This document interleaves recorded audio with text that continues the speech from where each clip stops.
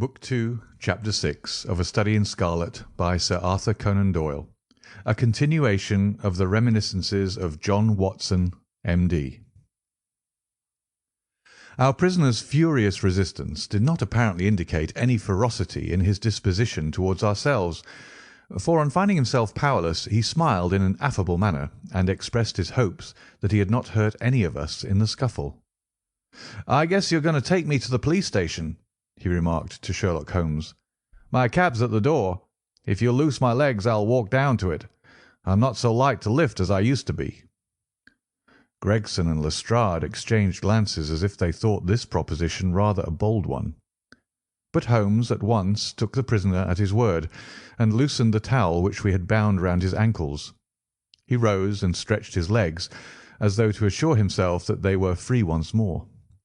I remember that I thought to myself as I eyed him that I had seldom seen a more powerfully built man, and his dark, sunburned face bore an expression of determination and energy which was as formidable as his personal strength.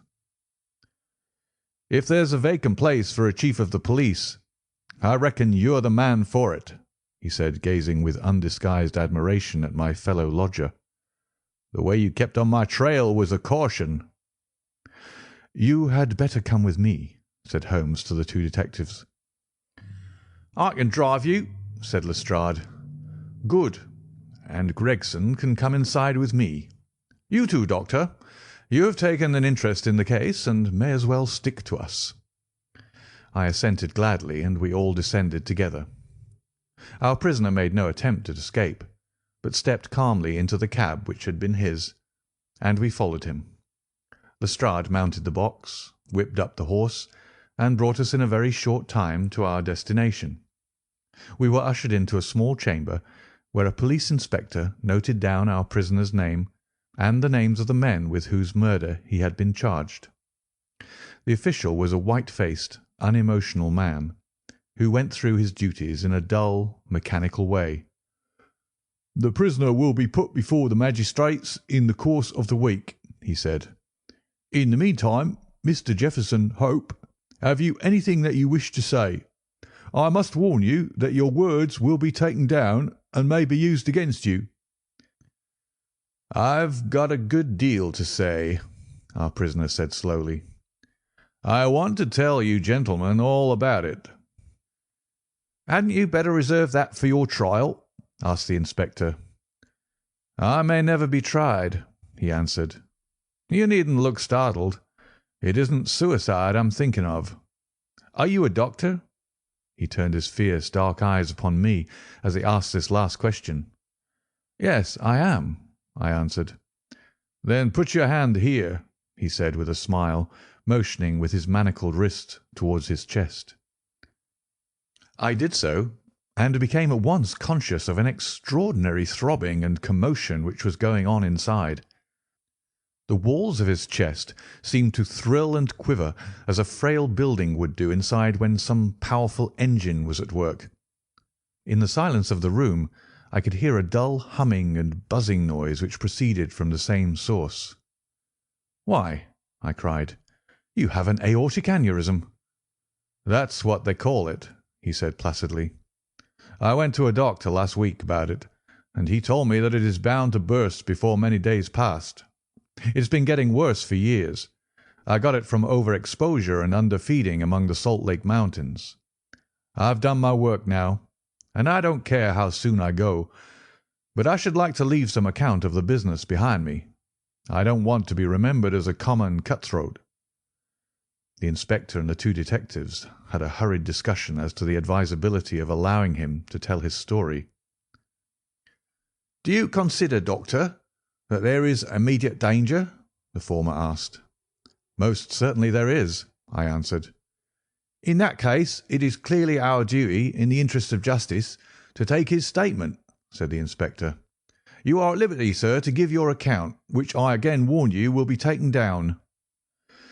"I'll sit down, with your leave," the prisoner said, suiting the action to the word. "This aneurysm of mine makes me easily tired, and the tussle we had half an hour ago has not mended matters. I'm on the brink of the grave, and I'm not likely to lie to you. Every word I say is the absolute truth, and how you use it is a matter of no consequence to me."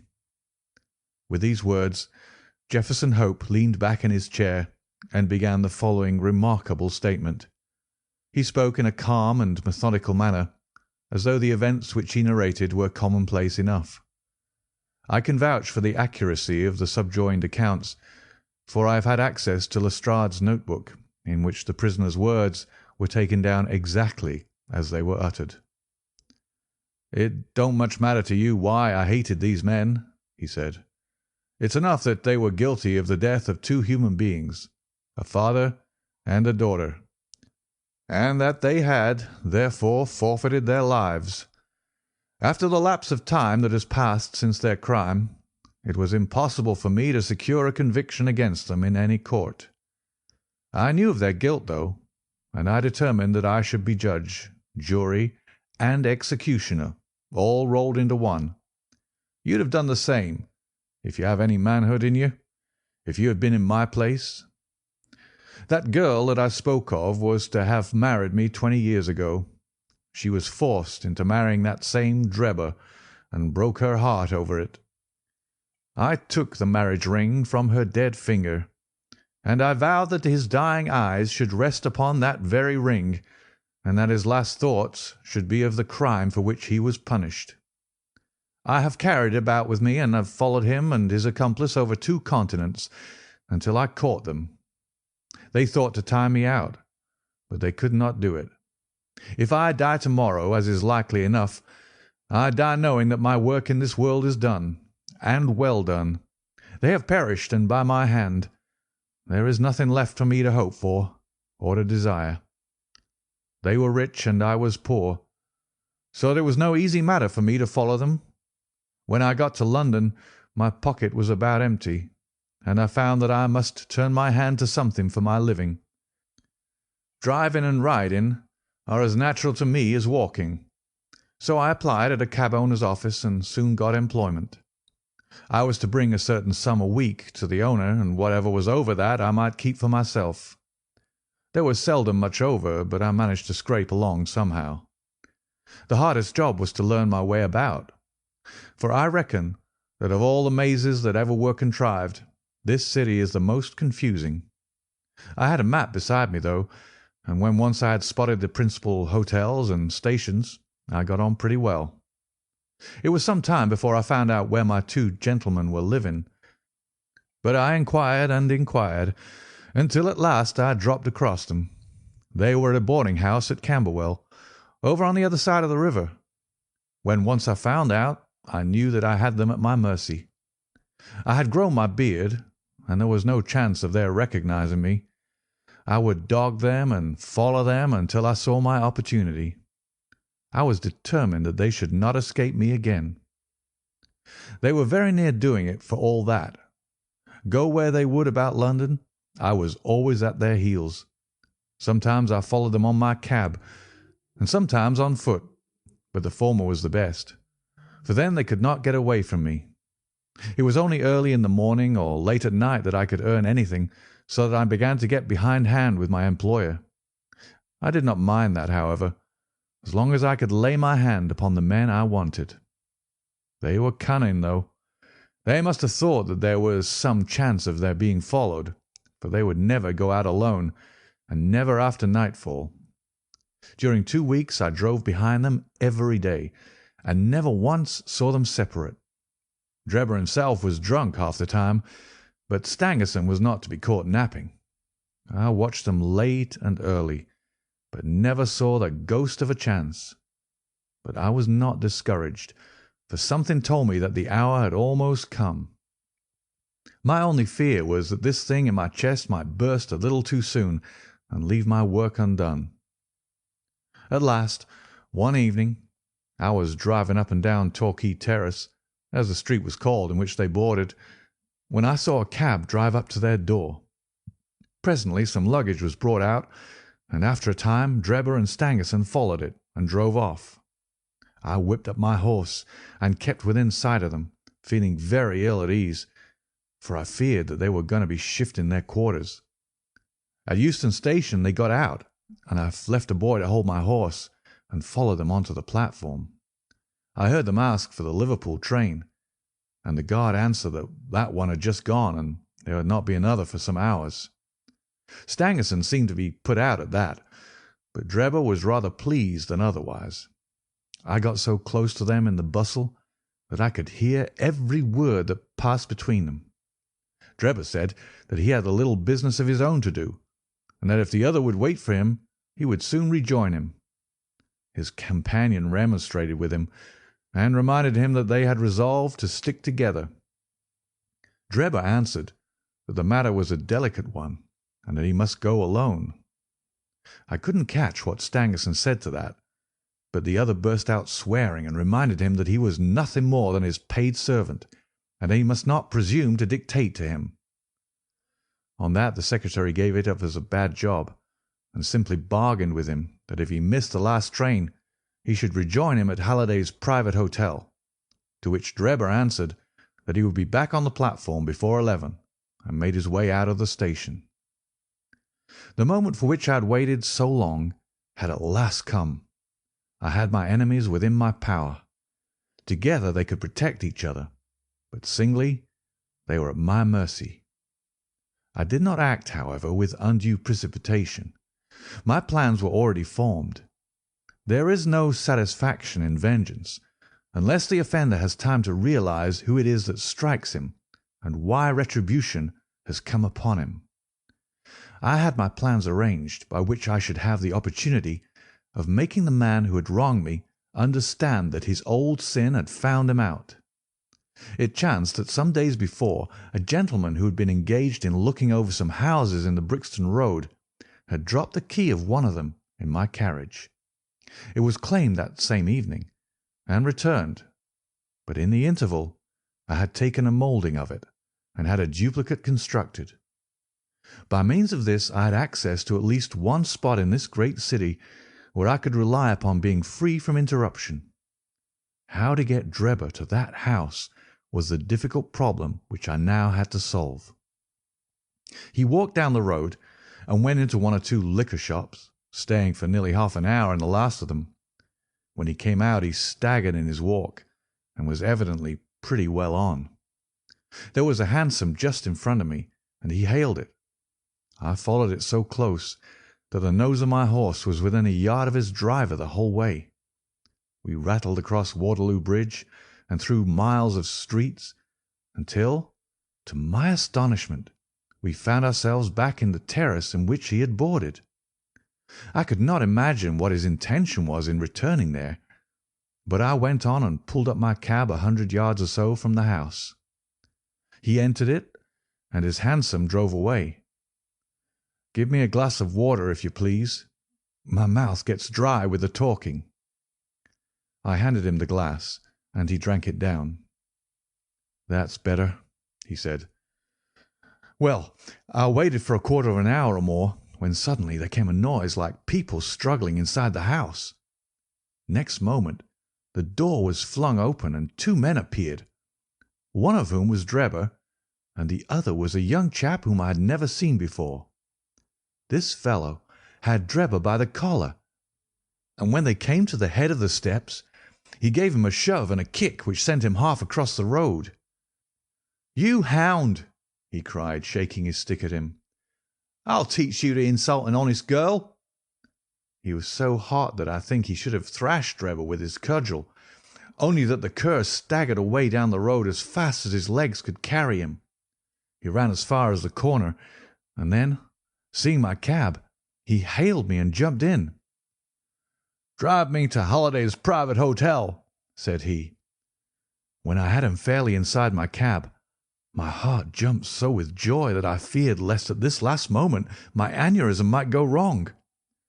I drove along slowly, weighing in my own mind what it was best to do.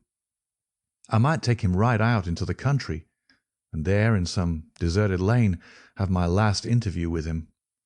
I had almost decided upon this when he solved the problem for me. The craze for drink had seized him again, and he ordered me to pull up outside a gin palace. He went in, leaving word that I should wait for him. There he remained, until closing time, and when he came out he was so far gone that I knew the game was in my own hands. Don't imagine that I intended to kill him in cold blood.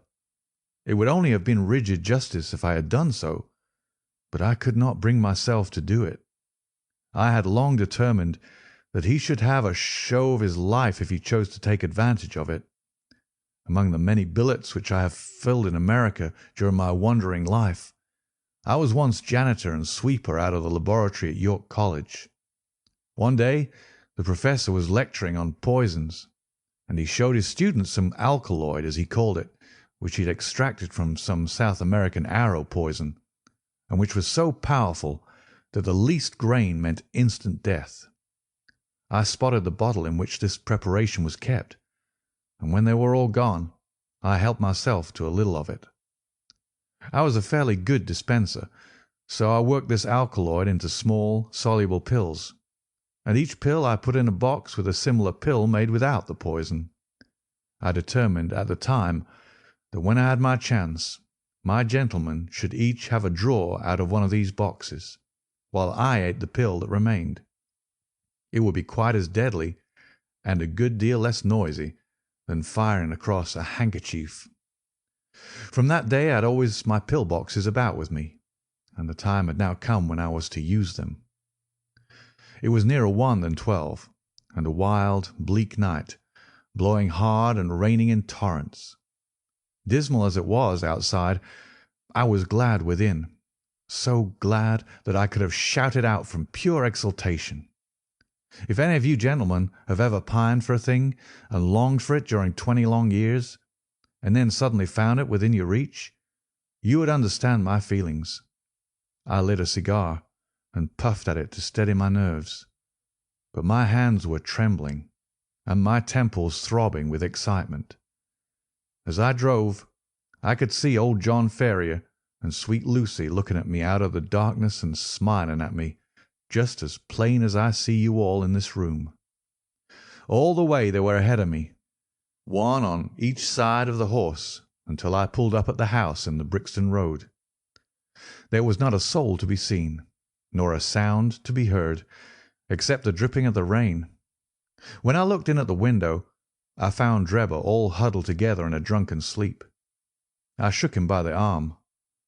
"It's time to get out," I said. "All right, cabby," said he. I suppose he thought we'd come to the hotel that he had mentioned, for he got out without another word and followed me down the garden. I had to walk beside him to keep him steady, for he was still a little top-heavy. When we came to the door, I opened it and led him into the front room. I give you my word that all the way the father and the daughter were walking in front of us. "It's infernally dark," said he, stamping about. "We'll soon have a light," I said, striking a match and putting it to a wax candle which I brought with me. "Now, Enoch Drebber," I continued, turning to him and holding the light to my own face, "who am I?" He gazed at me with bleared, drunken eyes for a moment, and then I saw a horror springing up in them and convulse his whole features, which showed me that he knew me. He staggered back with a livid face, and I saw the perspiration break out upon his brow, while his teeth chattered in his head. At the sight, I leaned my back against the door and laughed loud and long. I had always known that vengeance would be sweet, but I had never hoped for the contentment of soul which now possessed me. "You dog," I said, "I have hunted you from Salt Lake City to St. Petersburg, and you have always escaped me. Now at last your wanderings have come to an end, for either you or I shall never see tomorrow's sunrise." He shrunk still further away as I spoke, and I could see on his face that he thought I was mad. So I was for the time. The pulses in my temples beat like sledge-hammers, and I believe I would have had a fit of some sort if the blood had not gushed from my nose and relieved me. "What do you think of Lucy Ferrier now?" I cried, locking the door and shaking the key in his face. "Punishment has been slow in coming, but it has overtaken you at last." I saw his coward lips tremble as I spoke. He would have begged for his life, but he knew well that it was useless. "Would you murder me?" he stammered. "There is no murder," I answered. "Who talks of murdering a mad dog? What mercy had you upon my poor darling when you dragged her from her slaughtered father and bore her away to your accursed and shameless harem?" "It was not I who killed her father," he cried. "But it was you who broke her innocent heart," I shrieked, thrusting the door before him. "Let the high God judge between us. Choose and eat. There is death in one and life in the other. I shall take what you leave. Let us see if there is justice upon the earth, or if we are ruled by chance."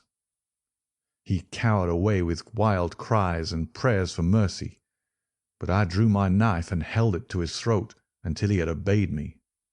Then I swallowed the other, and we stood facing one another in silence for a minute or more, waiting to see which was to live and which was to die.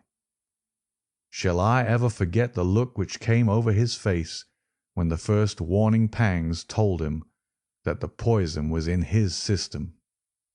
I laughed as I saw it, and held Lucy's marriage ring in front of his eyes. It was but for a moment, for the action of the alkaloid is rapid. A spasm of pain contorted his features. He threw his hands out in front of him, staggered, and then, with a hoarse cry, fell heavily upon the floor.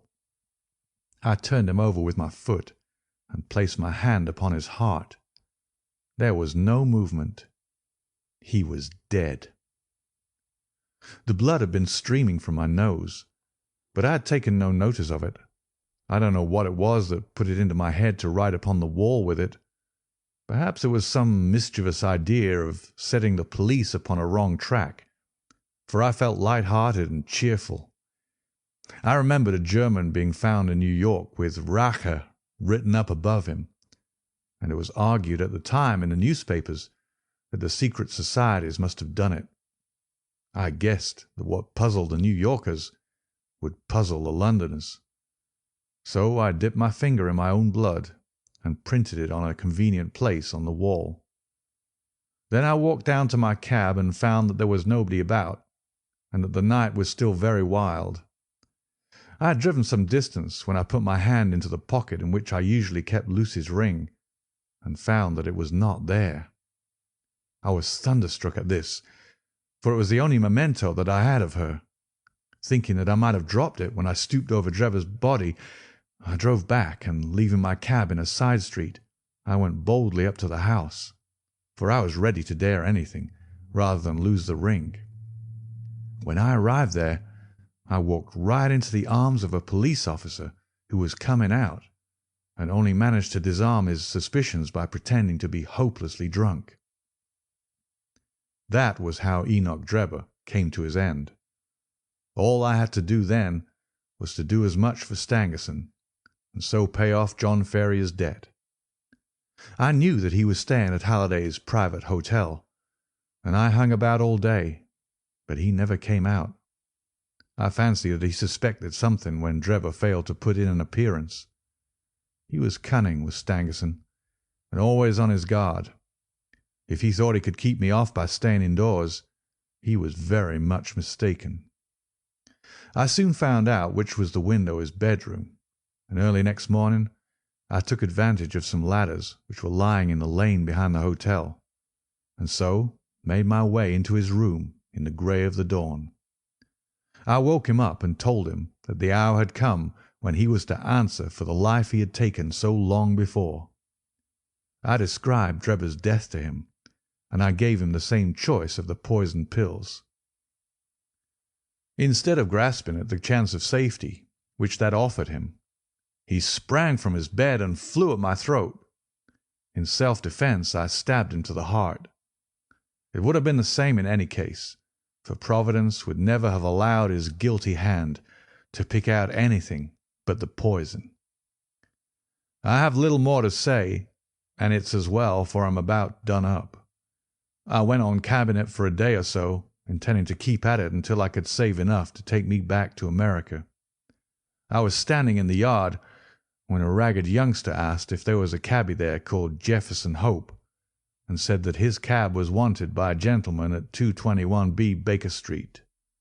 I went round, suspecting no harm, and the next thing I knew, this young man here had the bracelets on my wrists, and as neatly snackled as ever I saw in my life. That's the whole of my story, gentlemen. You may consider me to be a murderer, but I hold that I'm just as much an officer of justice as you are." So thrilling had the man's narrative been, and his manner was so impressive, that we had sat silent and absorbed. Even the professional detectives, blasé as they were in every detail of crime, appeared to be keenly interested in the man's story. When he finished, we sat for some minutes in a stillness which was only broken by the scratching of Lestrade's pencil as he gave the finishing touches to his shorthand account. "There is only one point on which I should like a little more information," Sherlock Holmes said at last. "Who was your accomplice who came for the ring which I advertised?" The prisoner winked at my friend jocosely. "I can tell my own secrets," he said, "but I don't get other people into trouble. I saw your advertisement, and I thought it might be a plant, or it might be the ring which I wanted. My friend volunteered to go and see. I think you'll own he did it smartly." "Not a doubt of that," said Holmes heartily. "Now, gentlemen," the inspector remarked gravely, "the forms of the law must be complied with. On Thursday the prisoner will be brought before the magistrates, and your attendance will be required. Until then I'll be responsible for him." He rang the bell as he spoke, and Jefferson Hope was led off by a couple of warders, while my friend and I made our way out of the station and took a cab back to Baker Street. End of Part 2, Chapter 6.